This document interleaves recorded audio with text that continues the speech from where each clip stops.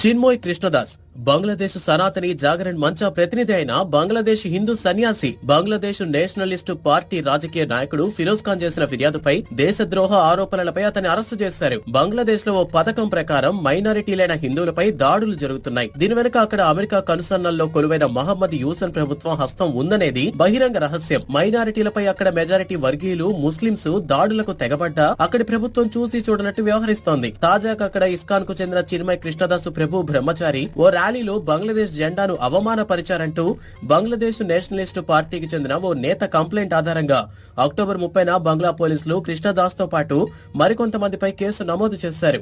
ఈ నేపథ్యంలో ఢాకాలోని international airport లో కృష్ణదాస్ ను పోలీసులు అదుపులోకి తీసుకున్నారు. అంతేకాదు నిన్న చటోగ్రామ్ లోని 6వ మెట్రోపాలిటన్ మేజిస్ట్రేట్ ఎదుట హాజరుపరిచారు. అయితే కృష్ణదాస్ పెట్టుకున్న బెయిల్ పిటిషన్ ను కాజీ షరీఫుల్ ఇస్లాం రిజెక్ట్ చేశారు.